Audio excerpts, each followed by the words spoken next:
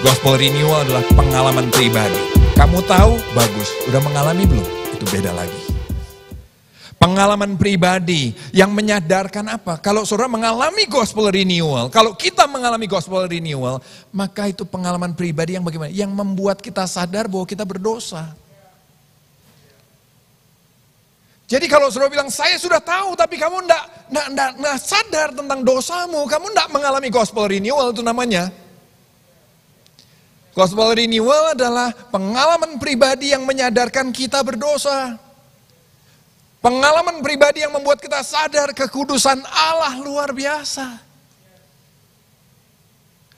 Pengalaman pribadi yang membuat kita sadar bahwa kita tidak mampu memenuhi standar untuk diselamatkan, untuk menjadi lebih baik. Tetapi pengalaman pribadi yang membuat kita sadar bahwa Tuhan tetap memilih untuk memberikan kasih karunia-Nya untuk mengampuni dan melayakkan kita. Melalui pengorbanan Kristus di atas kayu salib. Tanpa pengalaman pribadi, kamu tetap tidak akan yakin tentang keselamatan. Kamu akan tetap takut mati. Mau ikut kelas berapa kali pun, kamu tetap akan takut mati. Kenapa? Karena kebenaran Tuhan tidak jadi pengalaman pribadi buat kamu. Buat saya. Saudara mungkin bilang, kasih Kristus tuh sudah sering didengar. Saya cuma mau beritahu begini loh. Orang berusaha membalikkan, orang berusaha menumpulkan artinya, orang berusaha membelokkan maknanya, orang berusaha meniadakan tentang kepentingan kasih Kristus itu. Yang penting kita berbuat baik dan sebagainya. Tapi tetap sepanjang sejarah kasih Kristus sudah terbukti mengubah banyak hal, banyak orang.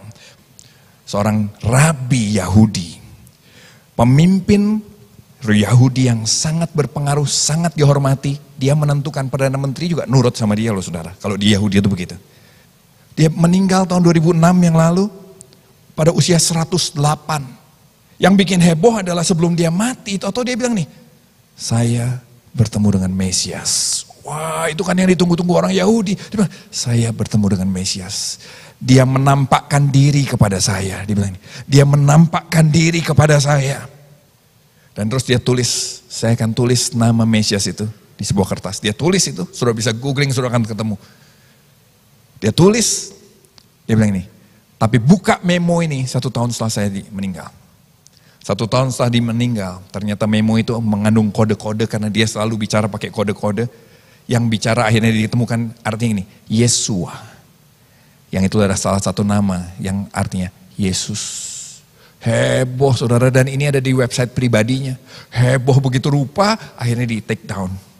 Tapi sudah sempat difoto, itulah jejak, jejak digital. Hati-hati dengan jejak digital saudara, amin. Nggak hilang selama-lamanya, amin. Nah jejak digital sudah ada di mana-mana dan sampai dikarang sebuah buku. Rabi yang menemukan Mesias. Yang saya kagum adalah begini loh saudara. Orang mau benci Tuhan kayak apa, orang mau menentang kayak apa. Lihat, sampai 2006 kemarin seorang rabi pun masih bisa melihat Yesus. Hei, saya berdoa supaya kita pun punya pengalaman pribadi sama Tuhan. Saya berdoa supaya jangan hanya cuma sampai pelayanan-pelayananmu, jangan beat a dead horse terus. Kejar pengalaman pribadi, minta anugerahnya untuk punya pengalaman pribadi sama Tuhan. Yang setuju kata amin. Nah kalau kasih Kristus sudah begitu membawa perubahan yang begitu besar, kalau kasih Kristus sudah membawa perubahan yang begitu besar, maka saya mau ajak kita merenungkan sekali lagi, merenungkan lebih dalam lagi.